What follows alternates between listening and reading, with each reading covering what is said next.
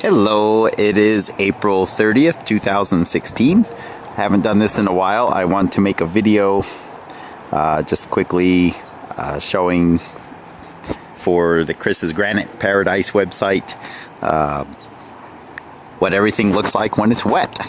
I mentioned on the site that it's really pretty when it's wet, and today's a good day for that. It's snowing, but it's warm enough that the colors show. So I'm just going to take a slow walk through and show you guys some of the cool stuff.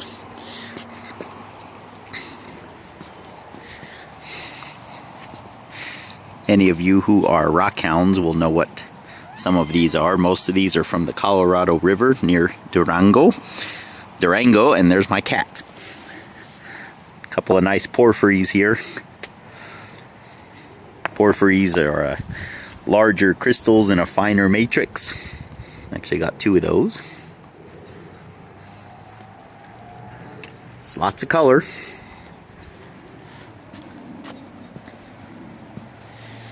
Then coming this way, there's some stuff from different parts of Wyoming, Montana, Cook City, Montana, near Yellowstone Park, the Yellowstone River in Billings. My friend Art, if you're watching this, you'll recognize some of these rocks.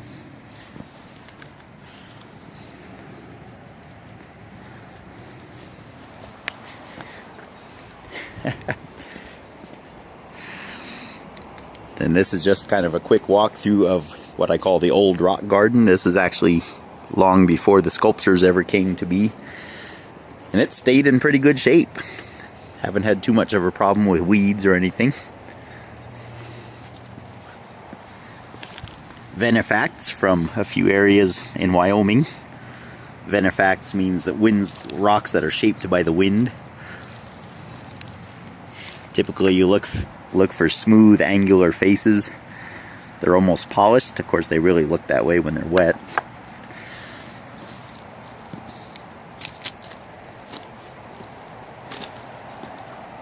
A few things from Jeffrey City, also in Wyoming, a little bit further north.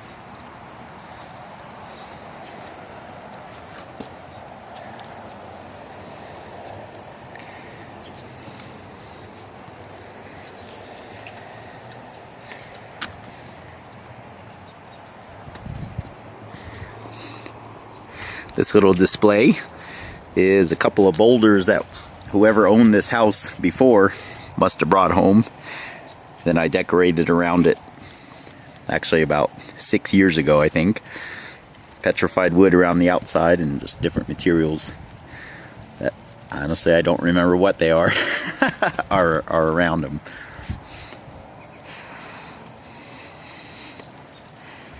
That wall right there was just added in the last couple of years.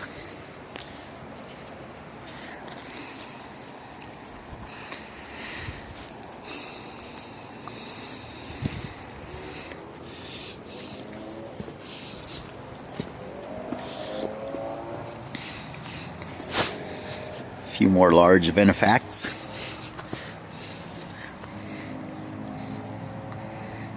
Some beautiful sculpting there by the wind. And this is from Lysite, Wyoming. It's a type of limestone. Found that on the side of the road. Here's my hand to show how big it is. I polished it partially. I'm going to finish polishing it one of these days.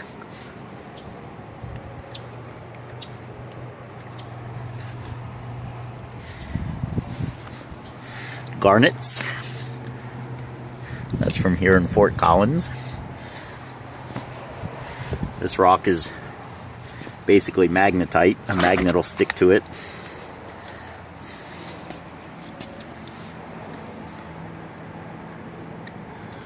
One of my famous eye rocks. One of my sons found that when he was little along the river, and it really didn't look like anything when it was dry. But lo and behold, it's pretty cool.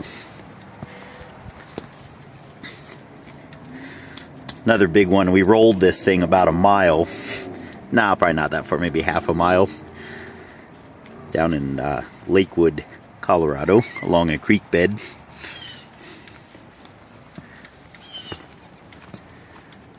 The rock from Cook City.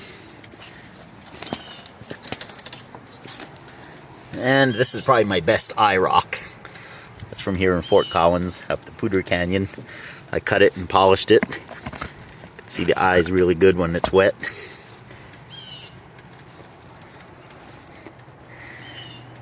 And there you have it for the old rock garden. Now we'll take a walk over to where the sculptures are. Actually, before we look at the sculptures, I wanted to show you a little bit more of my wall and a few cool rocks from different places. On the left, this bad boy I carried a little ways along the Las Vegas Strip one time when I was in Las Vegas several years ago. And I couldn't cut all the way through, so I cut in from all sides and then left the chunk in the middle and then tried to polish it. But it's some kind of a brecciated jasper. This is a beautiful fossiliferous limestone from Cucuta, Colombia. Quite the story behind that one, how I was interrogated in the airport, but they let me leave the country with it. And I showed them pictures of what I do with this stuff. My friends there thought I was crazy when I was pulling it out of the riverbed. But they love me, so they put up with me. Then this is an equally large rock that I brought from Mexico. Kind of a similar story behind it, but there was no interrogation there. They let me bring that with no problem. And these are just different kind of exotic granites that I made the top of the bench with. Here's a large wind polished rock from Wyoming. Can't really tell now that it's wet.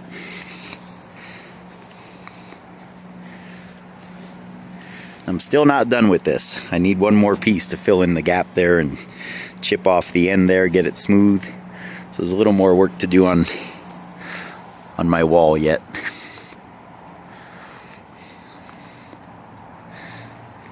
Alright, now I'll pause it and we'll walk over to the other area.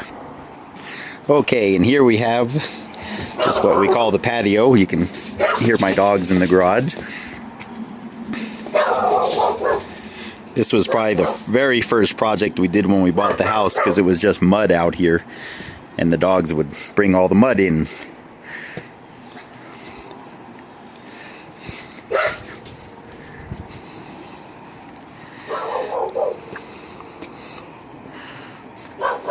This sculpture is called the Tree of Life. It's meant to look like a really old cedar tree or something with the twisted trunk and just the short, stubby structure of it. It's about 7,000 pounds. Then when kids come over, I have a friend who has a rock tumbler that he made out of a truck tire, and he tumbles all this odd-shaped pieces of granite that we bring from the granite shop. And kids are welcome to come and pick the fruit off the tree. Anything they like, they can take home and keep.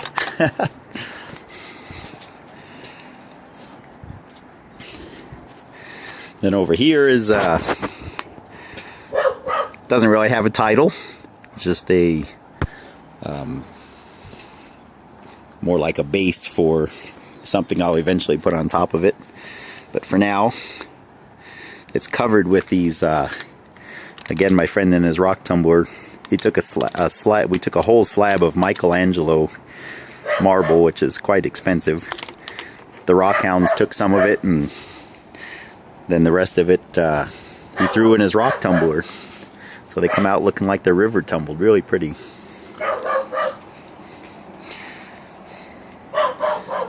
And this bad boy's from here in Fort Collins. It's another backbreaker. I think it weighs about 60 pounds.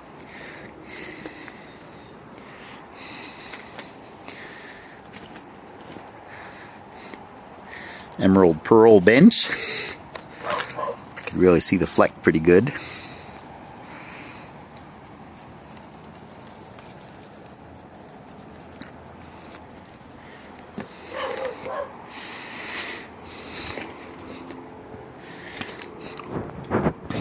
Some of the gravels are quite colorful.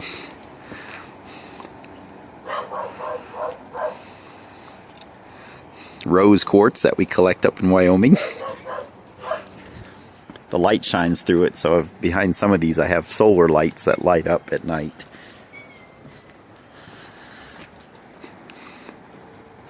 I can't believe we carried all this stuff about 2 miles over maybe 10 different trips.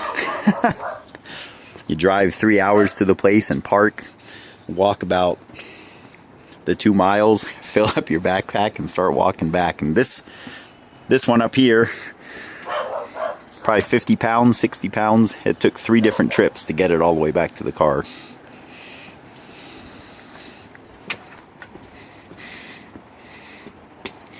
Colorful river rock from Fort Collins, from the Poudre River.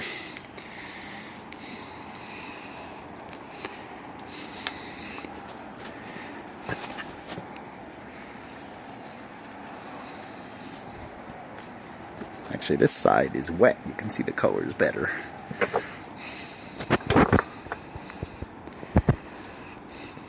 I estimate this sculpture is about 9,000 pounds. It's all 18-inch rounds.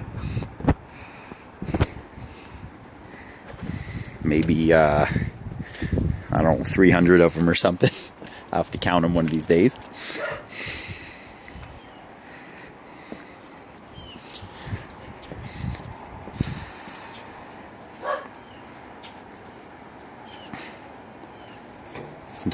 Jack's Beanstalk is the name of the one you're looking at right now.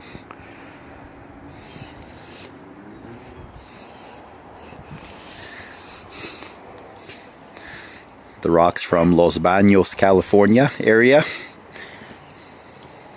that we brought back a few years ago. A friend and I flew over there and mailed all these rocks back to ourselves in those flat rate boxes.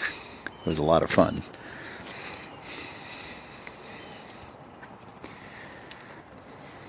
Some of these are from Afton Canyon, and the vast majority of them are from an area called Area 54.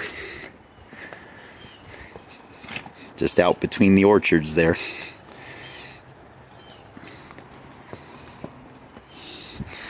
This is the Christmas tree. Again, a lot more colorful when it's wet.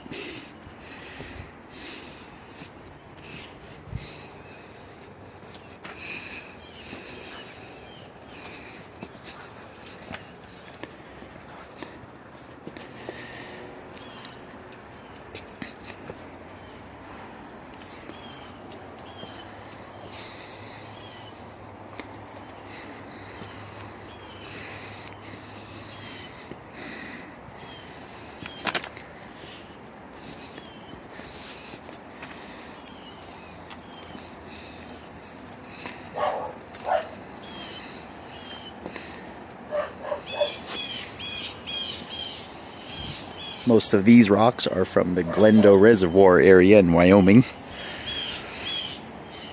Various kinds of fossils. This is all banded iron formation here. Some of the oldest rocks exposed on the surface of the earth, 2.2 billion years. That's what they say.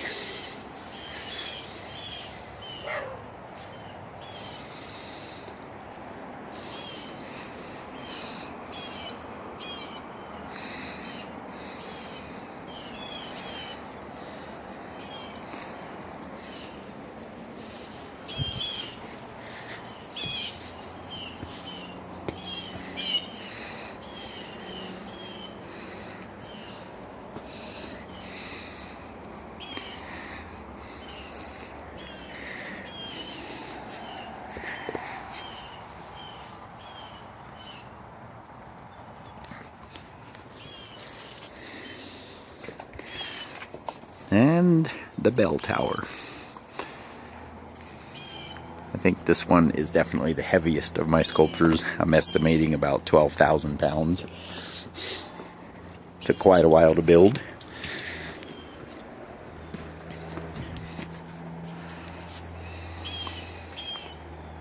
Anyway, please visit us at graniteparadise.com or come in person. Call me and we'll set up an appointment for you to come and check it out.